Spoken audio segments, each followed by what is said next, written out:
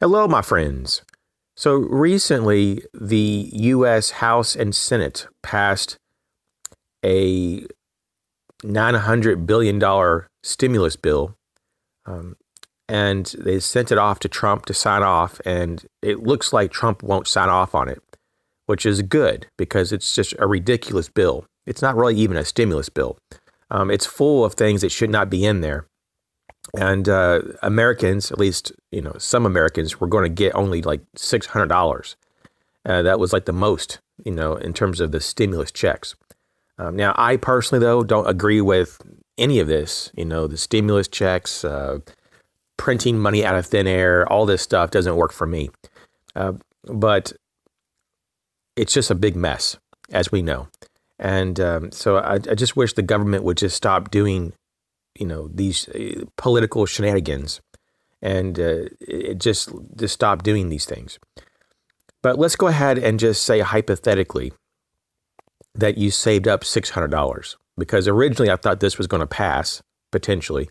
And so I made this the $600 stimulus bug out bag build. But because there's not going to be a stimulus at the moment, we're going to just call this the $600 bug out bag build.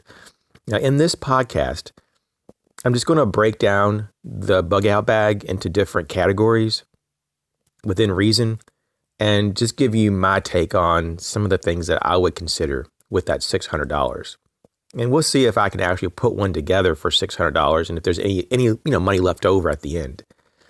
Now, just like anything, everybody has their opinions on what you would get, if you were given a certain amount of money. And people have preferences, people have experiences that would dictate a lot of things. And what a lot of times doesn't get talked about is skill sets. If you have certain skills, you're going to probably want certain things over others. And that's just because you know how to do certain things with those things. Certain products, you're more just aware of how to operate them. You have those skills that how other things operate in contrast possibly. And so you just know what you like and don't like, and you know what works for you and doesn't work for you. So with all that being said, I think that for most people going into a bug out bag build, they're not going to buy everything, new. I think that for a lot of people, including myself, I remember when I put my first bug out bag together, over half the stuff was stuff that I had around the house. Just extra camping supplies, hiking gear, just stuff. I just had a lot of stuff already. Now, not everyone's like that. And you might be a young person just getting out of high school or college, and you may not have much at all. So that might be understandable just to pretty much start from scratch if you're really a young person. Or if you're a person that's really not in the outdoors at all and basically just doesn't have any kind of stuff like camping gear. But I think that most people have at least something that they can contribute. And it could just be that they already have tape. And so they just use the tape that, instead of going out and buying a separate roll of tape for their bug out bag, they have tape or whatever. Maybe it's just you have spare batteries. And we'll get into all this in just a moment. But I just wanted to kind of, say that out loud, that just because we're trying to build this bug out bag from scratch doesn't mean that you have to. And so you could probably upgrade a few things or, get even nicer stuff and or just have more cash reserves depending on how you go about this. Now, let's jump into this build. And so I'm going to start out with electronics. And for the most part, I'm going to try to tell you like how much each of these categories are going to be or how much I'm going to hold aside for that category. And so for electronics, I have $155 set aside. And this includes a headlamp, and there's a lot to pick from, In the last 5 years, really, you have some amazing opportunities to get something that's good quality. It's just really good value.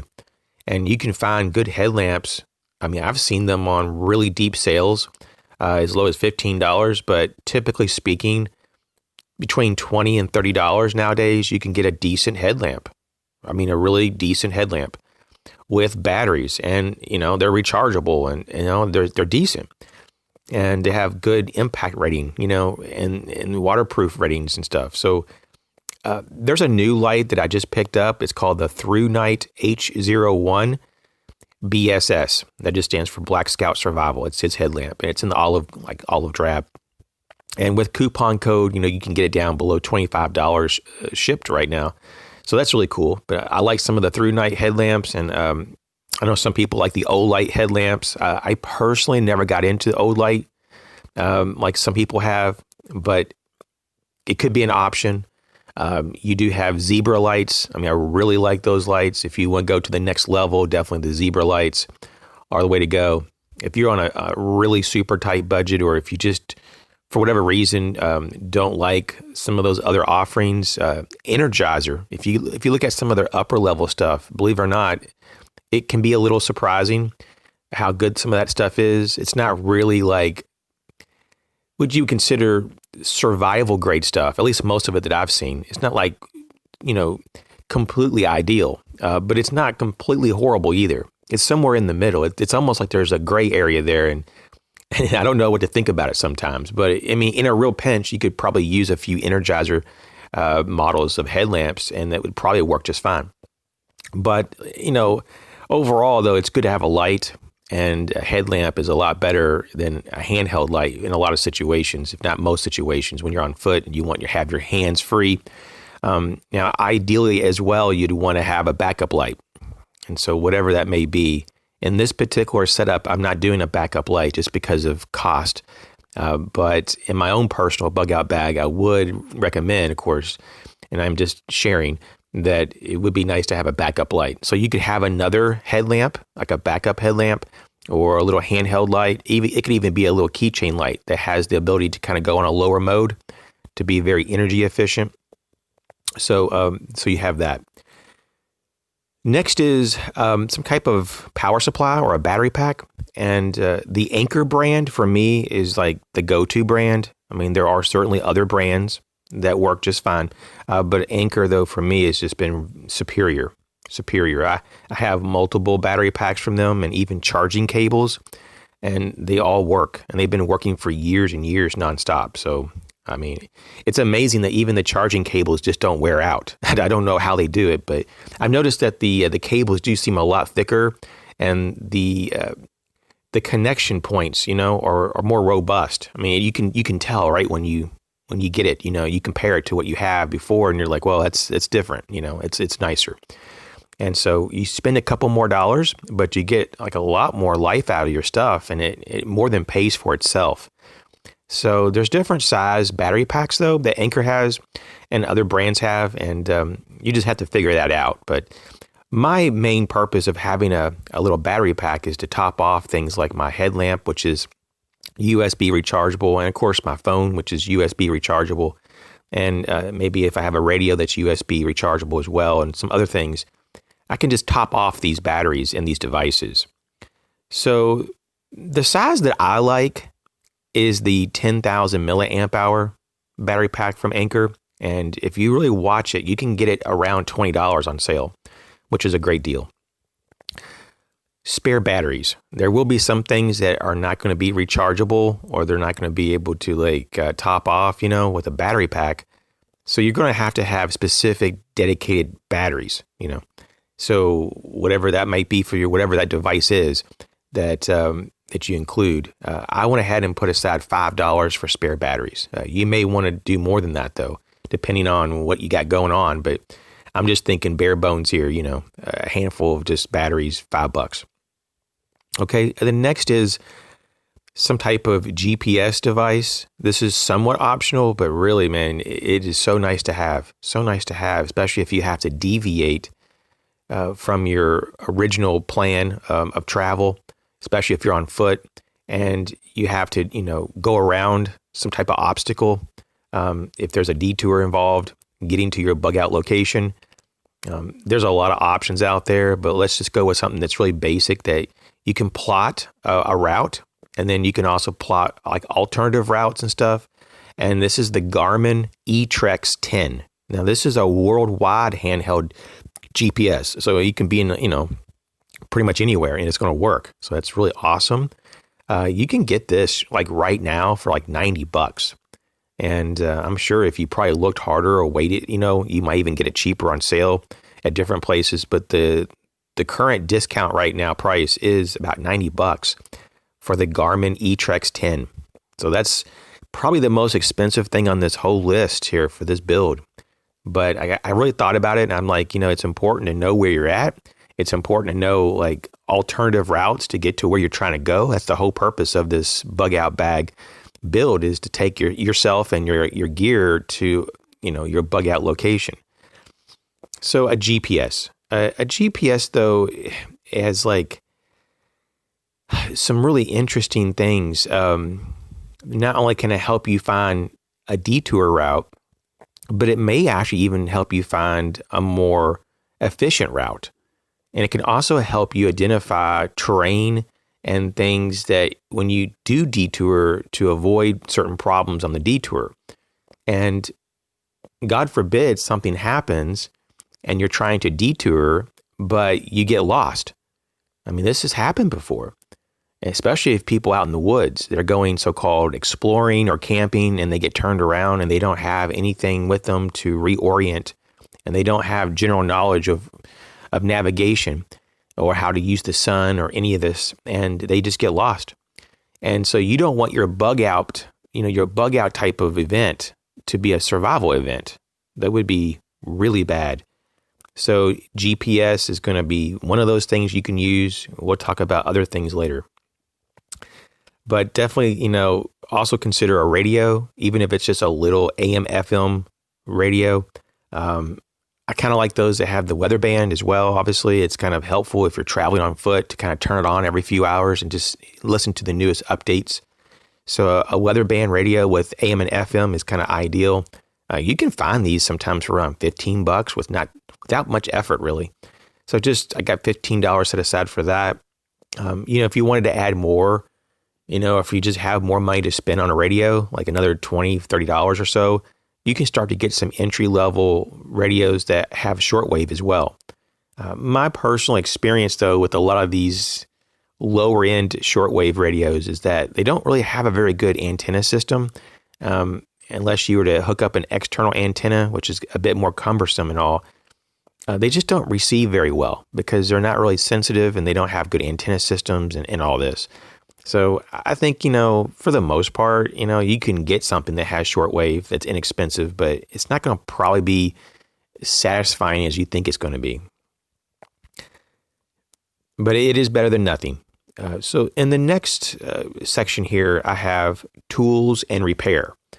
Tools and repair. And I have $53 set aside for that. And so I have $20 for a multi-tool. And I know you're going to be like, what? What is that all about? You need at least $50 to $100 to get like a half-decent multi-tool. Recently, I have found a multi-tool for $20. It was on sale on Amazon. And if you want to go back on my channel in recent days, I have it posted, a little overview. And it's actually really good. So, I mean, just say that you can't get something good for $20 is not true anymore. I would admit, though, that, Leatherman and some of the Gerbers and definitely Victorinox, their full-sized, full-featured multi-tools are very good, for the most part. But I have been disappointed sometimes in some of my so-called nicer multi-tools. They weren't as nice as I was hoping they would be. So, sometimes it's kind of a hit and miss, but you just have to kind of do your research. The next thing here is cordage. Parachute cord and bank line are typically the top two people get. Just know if you're going to do parachute cord, there's different kinds. There's type 1, type 2, type 3, type 4. Most people just kind of default with type 3, which is also known as 550 cord. I mean, it's good stuff. It's kind of a good general use cordage.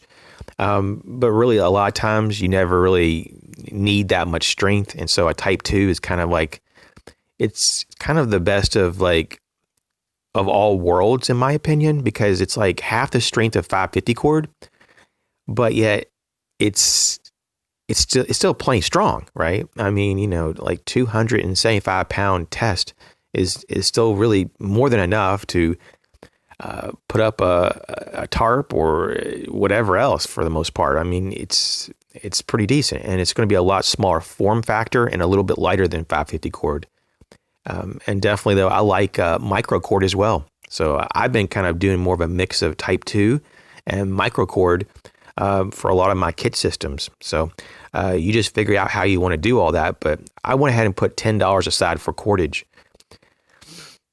And just to give you an idea, for the most part, for $10, you can typically get, if you shop around, fairly easily, you can get about 100 feet of 550 cord, type 3 paracord for $10. So you can still get plenty of cordage.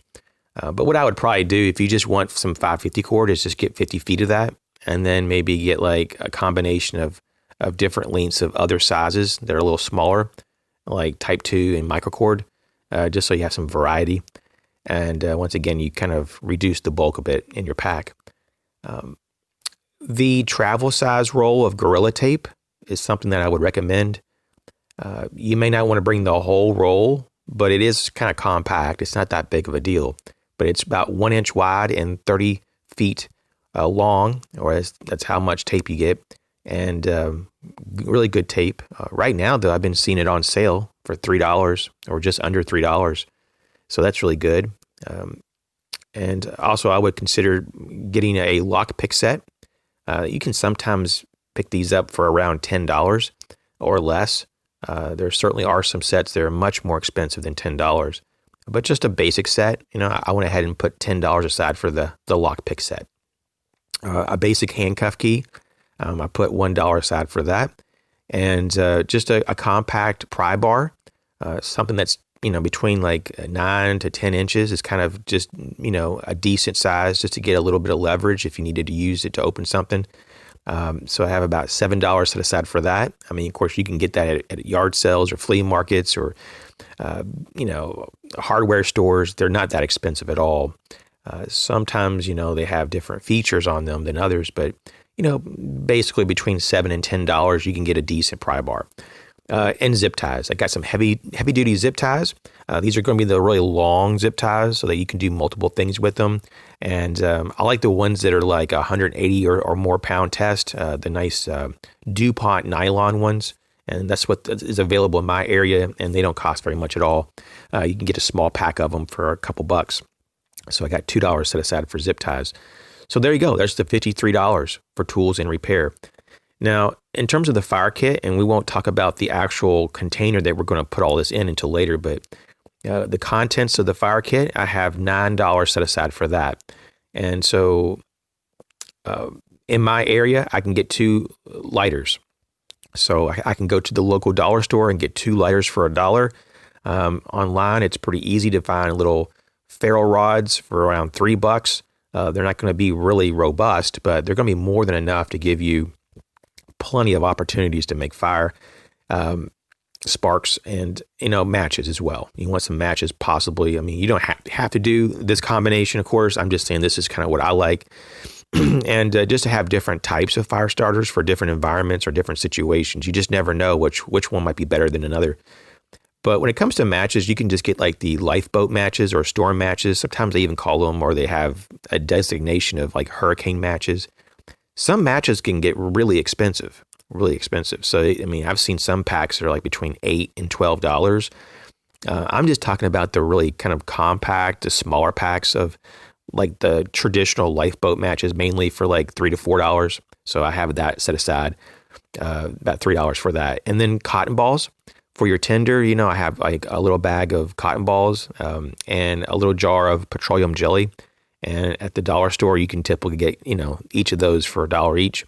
And that gives you a lot. I mean, just more than enough. You're going to have enough for probably like 5 or 6 kits, if not more, in terms of tinder to get your fire going. But yeah, you just take the petroleum jelly, of course, and you just kind of rub it into the cotton balls. And in fact, actually, you probably have enough tinder with that little setup to do maybe 10 or more kits, really. But yeah, so basically you have plenty of tinder. And so $9 for the contents of the fire kit. Moving right along, we have rations and water. And this would include, things that would not require for you to cook, so you want to just be able to eat on the go. This includes energy bars, protein bars, nutritional bars, things like that, maybe supplements. I have $20 set aside for that. And for my entire category here of rations and water, I have $55 set aside. But 20 of that is just the food itself. I do have $5 set aside for a camp cup. I think it's important if you want to boil water that you have the ability to do that. I'm not saying that you want to cook anything, but maybe if you just want to have some hot tea or a hot cocoa or whatever, there you go. You have a camp cup, or maybe even make coffee if that's something that you just need to have. So $5 for a camp cup. I have $10 set aside for a decent water bottle. You can't really get a lot of good water bottles that are made out of stainless steel for $10, but I was thinking more of a Nalgene bottle. Sometimes you can get them for $10 or less when they're on sale. So a good Nalgene bottle. And also for $20, I have set aside for a really basic water filter, like a Sawyer Mini or something like that. So there's the rations and water category. Next is self-defense. I personally would advise to do more of a layered system, but because of the budget of $600, I'm just going to do just a name brand, medium-sized canister of pepper spray or pepper gel, your preference, and you can typically get those on sale for around $10 or less. In terms of medical supplies, I have $50 set aside, and that would give me at least one good tourniquet. I like the Recon medical tourniquets. And then I like to get some of my other medical supplies from Rescue Essentials, like bandages or shears, pain meds, tweezers, and things like that. So I know it's not a lot, $50 isn't a lot set aside from medical supplies, but you can get some things. You can definitely get also some like little pre-packaged like Band-Aid kits and stuff, just like for minor first aid stuff for just a few bucks. So you could always add that in there as well. Now, in terms of shelter, I think it is important, especially if it's during winter, to have the ability to just stay warm and stay dry. I mean, that's pretty much it, just to kind of safeguard your core body temperature. So I have $58 for shelter. And so that includes your option of a poncho, which it could also be a poncho tarp, but a poncho or a rain suit or a tarp. And so I just kind of gave myself a choice there. I mean, personally, I would love to have the rain suit and the tarp, but for the budget, I'm just going to go with the rain suit, and there you go. But definitely, though, it depends on your environment. You may need more than just a rain suit, and so they do have emergency bivvies that you can get. You can get all kinds of things. Of course, sometimes for just $1, you can get an emergency space blanket or an emergency like space sleeping bag or like a bivy sack. So those are options as well. But I have about $20 set aside for that. And just so that you know, like what I'm referring to when I'm talking about rain suits or ponchos, I'm talking about the kind that are like from Frog Togs is what I'm thinking when I'm thinking about this. But of course, you can pick whatever brand you want. But Frog Togs, they have some pretty good stuff for a pretty good price. Change of clothes. Yeah, definitely I would get me a nice change of clothes. Synthetic clothing is what I would pick, just so that it has the ability to kind of dry out, a lot better than like cotton. I wouldn't do cotton at all. But I have $25 set aside for a change of clothes. $3 set aside for a spare house key that could be hidden on my person. I would set aside about $10 to $15 for either a bandana or a shamag. If in my area I need a bug head net or a bug net, I'd get that. A sun hat or gloves, just depending on your environment. If that's necessary, you might want to put that in your bag. But basically, there's some things like that, just kind of like cover and protection against the elements, things that could be helpful. And a lot of this stuff doesn't cost very much. Like a bandana in my area costs $1. Shamags can be found online between $6 to $10. Bug nets can be found like between $3 to $5. Sun hats can be found between like $5 and $10. Gloves, it just depends on what kind of gloves, but anywhere from like $3 or less, all the way up to like $25. But, basically you can just pick what you need. You may not need all those things. You may just need one or two of them. So got like $10 set aside for that, roughly speaking. You can add more if you need more. And going into this last section here, I just want to kind of touch on a few things. In terms of navigation, besides the GPS, handheld GPS device, and what we were talking about was the Garmin eTrex 10. I would add a local map with several routes to your bug out location, and just a basic, it doesn't have to be over the top here, a basic land navigation compass. And so I have $20 for the map and compass. I know it sounds like not very much, but if you shop around, you can find things. Even name brand compasses, for $15, $20 range. Sanitation. Let's talk about this real quick. It doesn't have to be complicated at all. We're talking about simple, like a travel size pack of wet wipes for $1 or $2, and just a decent size hand sanitizer container. So a total of $3 for sanitation. It is really nice though to have some little hand towels, and sometimes you can get a 3-pack of microfiber hand towels at the dollar stores for $1. And so that's really good too. You might want to slip that in. In terms of what I would probably use to store the fire kit contents and also the medical supplies, instead of like spending $10, $20 on a really nice pouch system to store all this and to organize, you can just simply use a 1-gallon freezer resealable bag, or like a Ziploc bag. So you can get a small box of these 1-gallon freezer bags for not very much money, just a few bucks at a dollar store. And so I got $4 set aside for the the bags.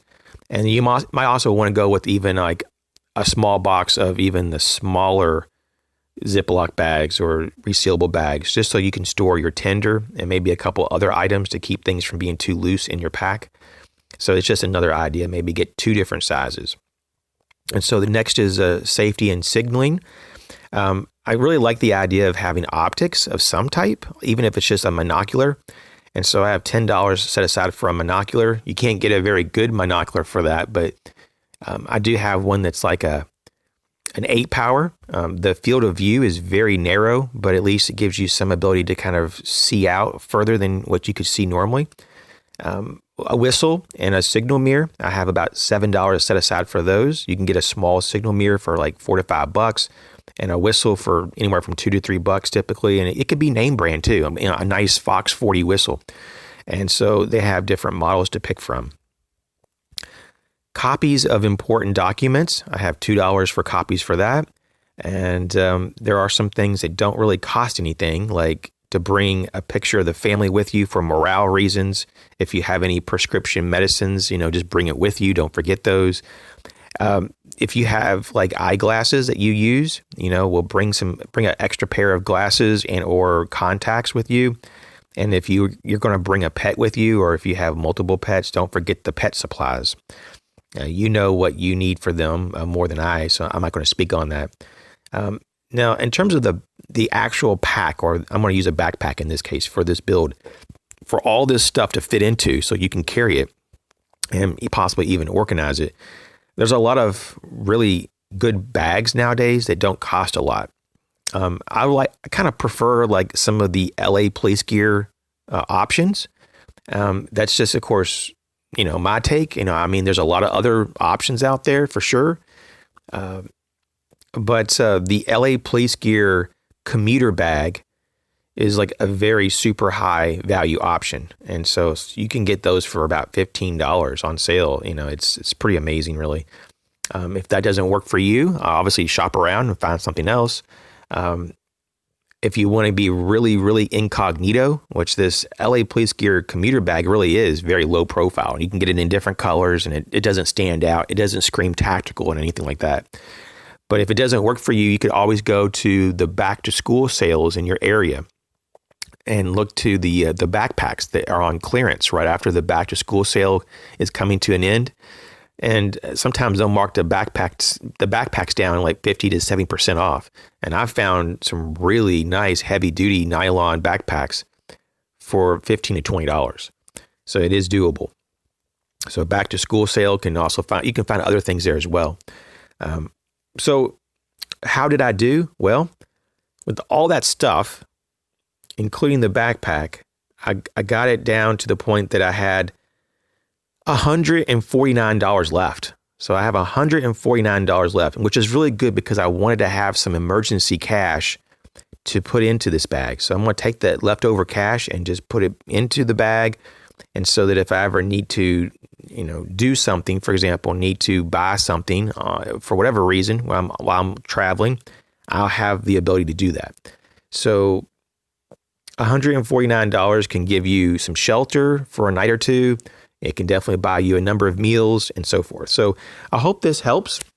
I know that $600 is not a lot, but you can do quite a bit with it if you just think it through. And so I encourage you to kind of do this. It's kind of more like, for me, this is more of a mental exercise. And I like to do this every once in a while just to kind of see what I would do with certain things, with certain amounts of resources.